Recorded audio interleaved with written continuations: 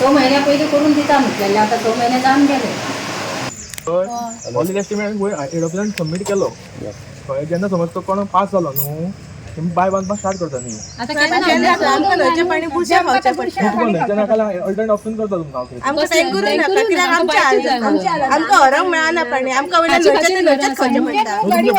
कोणी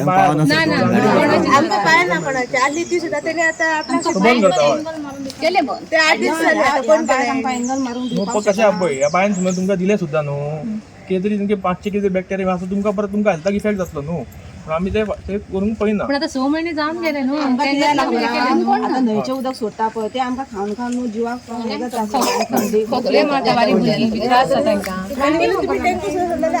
जाता आमकां न्हंयचे व्हरचेच पडटा आमकां टँकर मेळना आमकां सकयल तेंची वयर वयर घरां आसा तांकां सकयल परत कळश आणि वयर जाऊन तुमी बाय पडल्या उदक दिता म्हणटा तुमकां दिता म्हणटा पळय आमी ते दिवंक जावचे रिस्क आहा न्हू अशें म्हणटा. पण तू बेगीनच बेगीन हे करा न्हू 1 ते 2 महिन्यान रिसॉल्व करता. 1-2 महिन्यान प्लांट उदक चलतले ते सध्या यूज करता म्हणजे तेम जाली थंडी न्हू ते यूज करता तुमकां बायचेच जाय पडटा हे म्हणटा. भैया गावची ना बाय परत हा परत येतली आणि पडटली न्हू ती बाय कशी खबर ती आमी बाय उदक नसले आमकां उदक खंय राणा वयचे पडटाले ती आमी बाय मागून मागून ती बाय बांदून घेतला आमी पयली आमच्या नामाकडे पाणी जमून बाबाकडे येऊन ती पाणी मिळालं आमकां पाण्याचं आमी एक कळस हाडला आमकां एका तासाक वयचे पडा एका पिवपाक पाणी उदकाक आमकां खूब दूर कळशे घेऊन पडून आमची धोपरा बिपरा फुटून गेली त्यांना. कामाक वयता तेंचे जावचें ना न्ही उदक हाडटली का बावडी कामाक वयतली सकाळी 8 कामाक वयचें पडटलें. सध्या ती एस्टिमेट पास जावन हे सद्या टायम वयतलो न्हू सध्या टेम्परेरी तेंची बाय आहा पळय तीच आमी सदी म्हणजे उस्पोवन घेता सेटल करता म्हणजे प्रोसेस कितें आहा ती करता आनी तांकां एंगल बीन घालून तेंची पडलेली बाय आहा पळय ती टेम्पररी सध्या टील द एस्टिमेट पास जावन सर ती तांकां दिता. प्रायवेट बाय गव्हर्मेंट ती गव्हर्मेंट पडले त्यो न्ही पण आतां कित पडे टायम वयतलो आतां वयले आतां तेंच्या ऑफिशियल हातीन न्हू ते पास साधारण एस्टिमेट टायम कितलो वयतलो एस्टिमेट 2 महिने वयतले कमीत कमी 2 महिने.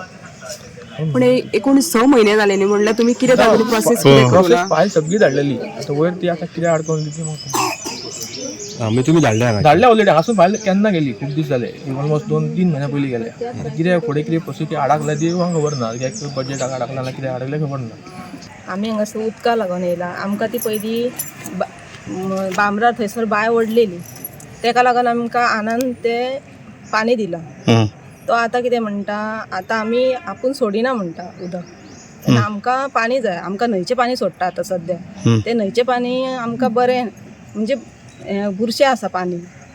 लोक कितें करता वयर पार्टी करता तितून कितें कितें उडयता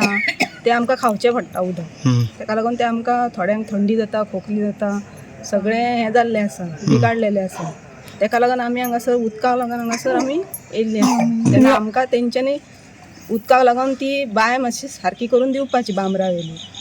हेच्या पयलीं तुमी केन्ना मेळ्ळेले येवन बी हांगा हय इकडे मेळ्ळेले तेन्ना येवन कितें सांगलेलें एप्लिकेशन दिल्लेलें तेन्ना तेंच्यांनी कितें सांगलें तुमकां ते करून दिता एंगल बसोवन दिता म्हणून सांगलेलें पूण आतां 6 महिने कितले जावन गेले तेंच्यांनी काय हें करून दिवंक ना आमकां. ते उदका खातीर आमी येयले आमकां फक्त उदकाची सोय जाय आतां दोंगरे जाणटी नेणटी आनी ती उदक कशी हाडटली कळशे भरून आमकां उदक लागीं ना खावपाचें अशें उदकच ना न्हंयचें सगळें उदक सोडटा आतां न्हांवंक धुवंक अशें संडास टॉयलेटीन बी तेंच सोडटा आनी खावपाचें उदकच ना आमकां तेंच खाता आमी न्हंयचें तें खावन आमकां कितें जायत जाल्यार कोण हें करतलो सांग पळया आमकां आतां फक्त उदक जाय बेगीन घरा 60-70 आहा आनी बेगीन बेगीन आमकां उदकाची सोय करा. येतली भुरग्यां बी आमचे सगळे पयशे बिशे सगळे घेवन येतली आमी तुमकां आतां तेणी कितें सांगलां जैन 10 दिसांनी दिता म्हणा तुमी आतां एग्री आहात मातशें दिता म्हणा पेंगल घालून परत दिता म्हटलं